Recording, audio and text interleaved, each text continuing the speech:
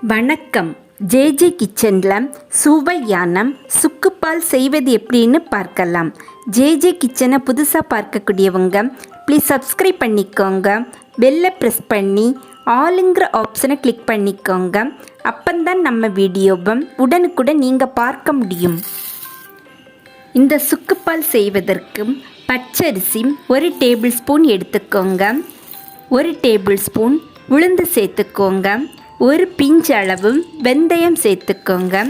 இந்த மூணையும் நல்லா கழுவி 1 மணி நேரம் நல்லா ஊற வச்சுக்கோங்க.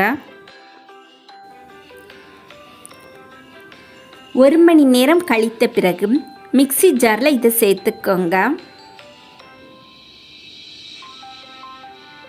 இதற்கு கூட இந்த சைஸில் ஒரு சின்ன துண்டு சுக்கு எடுத்துக்கோங்க.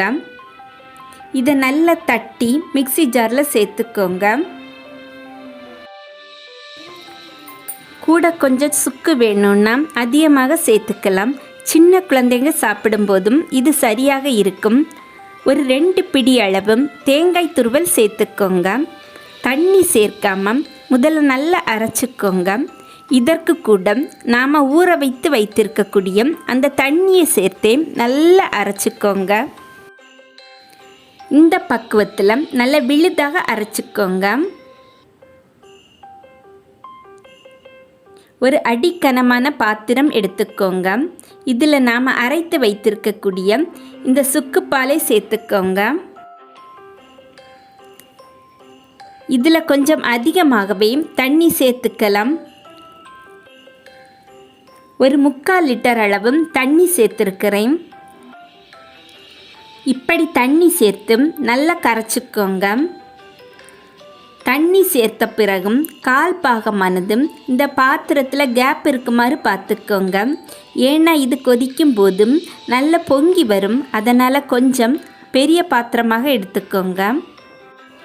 குறைந்த தீயில் வைத்து இதை நல்லா கிளறி விட்டுக்கிட்டே இருங்க.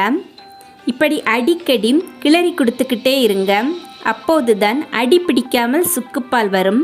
சுக்கானதும் வாந்தி குமட்டலை குணப்படுத்துகிறதும், உடலில் தேவையற்ற கொழுப்பை நீக்கும் தன்மையுடையதும், இரத்தத்தை சுத்தப்படுத்துகிறதும், நுரையீரலில் ஏற்படக்கூடிய தொற்றையும் சரியாக்குகிறதும், சளி, இருமல், தலைவலி, தலைபாரம் முதலியவற்றை நீக்குகிறதும்,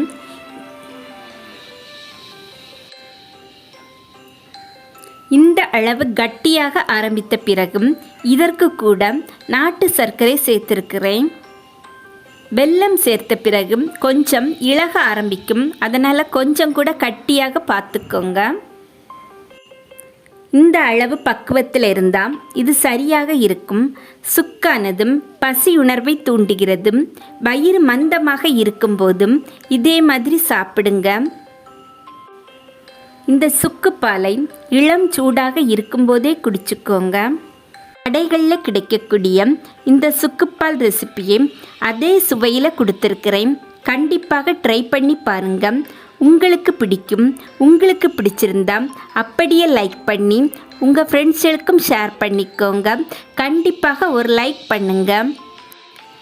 புதிதாக பார்க்கக்கூடியவங்க மறக்காமல் உடனே சப்ஸ்கிரைப் பண்ணிக்கோங்க.